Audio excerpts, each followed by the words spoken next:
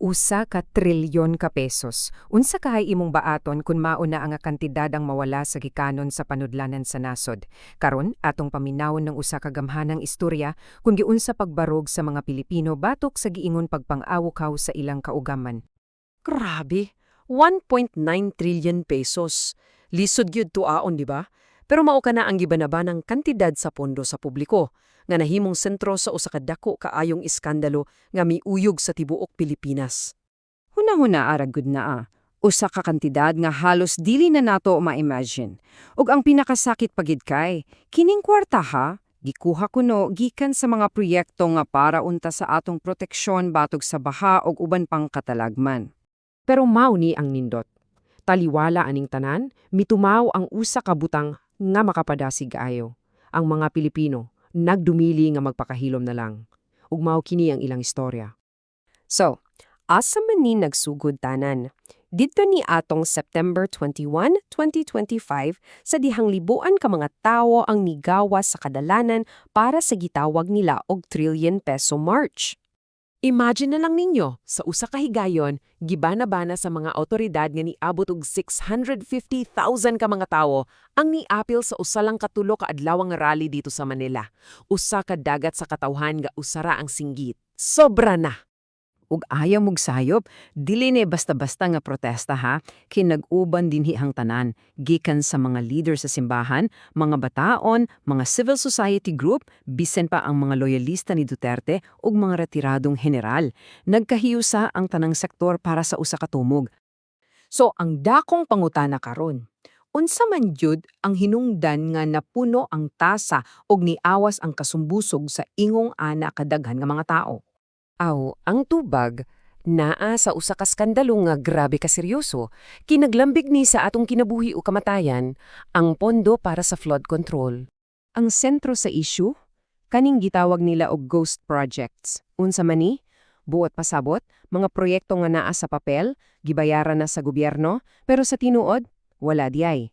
O kung naaman, grabe ka substandard. Sa ato pa, nagbayad ta para sa hangin. Ug mao ni ang pinakabugat nga parte mga higala. Dili lang ni kwarta ang nawala. Kaya ang matag piso nga giingon gikawat, katumbas niya sa depensa batok sa baha nga wala jud matukod. Ug ang resulta? Kinabuhi sa tao ang nabayar. Tanawa ra gud ni. Based sa mga pag-audit, halos katulo kapulo ka porsyento sa pondo napunta lang kuno sa mga kickback. Imagine, ang kwarta nga para unta sa semento, sa putaw, diretso sa bulsa. Sige, karon atong susihon. Giunsa man gyud pag-opera aning dako kaayong makina sa korupsyon. Ang mga pagdungog sa gobyerno nakabutyag sa usa ka organisado kaayong pamaagi. So, unsa may nakita sa mga investigador? Usa ka tibuok network sa mga anomalya. Ang pinaka-common, kaning bid rigging. Simple ra na, magsabo-sabo na daan ang mga kontratista kung kinsa ang padaugon. Wala na itinuod nga kompetisyon. Gani, sumala sa komite ni Senator Ping Lacson, klaro kaayo ang sistema. Tulo ka layer. Una, ang mga kontratista mismo nga magsabot-sabot. Ikaduha, na ay mga yawi nga tao sa sulod sa DPWH nga maoy tig-areglo. Og ikatulo, syempre, ang mga gitawag nga bagmen. Sila ang tigdawat og tig-deliver sa kwarta. Tanawa, organisado gyud, di ba? Pero, ang nakanindot ani, ang away batok korupsyon, waleha o kutob sa kadalanan. Nahimo siyang away sa duha ka prente, gikan sa gobyerno o gikan sa mga ordinaryong tao. Sa usa ka prente na ang Senado. Pinaagi sa Blue Ribbon Committee, naglunsad silag ilang kaugalingong investigasyon. Og klaro kaayo ang baruganan ni Senator Lacson, muadto mi kung asa mi dadon sa ebidensya. Bot pasabot, walay pinalabi. Samtang sa pikas bahin, sa gawas, ang mga citizen-led group sama sa G-Watch wala na magpaabot. Sila na mismo ang nilugsong sa mga lugar, nag-inspeksyon sa mga proyekto. Maugyod na igitawag nga citizen action. Ug maato ang nahitabo. Nahimo siyang pincer movement.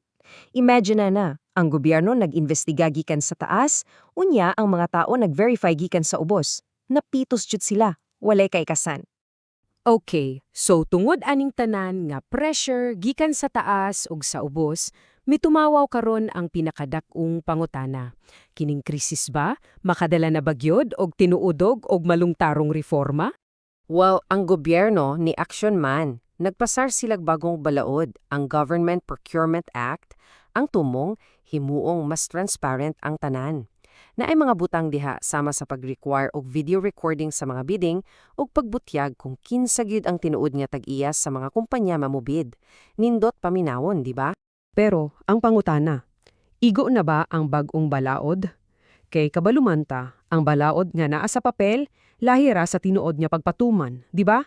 Gani, sumala sa mga pagtuon sa mga eksperto na ay unom ka conditions para gud mo lampos ang away bato korupsyon. Apan, tan-awan ninyo og maayo, kanang ikaunom, mauna ang pinakaimportante sa tanan. Kinahanglan nga ang gobyerno adoy political will.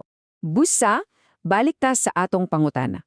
Kining talagsaon nga pangihusa sa mga tao sa kadalanan ug sa investigasyon sa gobyerno, igo na ba ni aron kamamugna kanang gitawag nato og political will nga pirmidyong kulang? Ang tubag niya na, tinali dili lang nato makita sa mga balita, kundili sa atong kaugalingong mga lihok.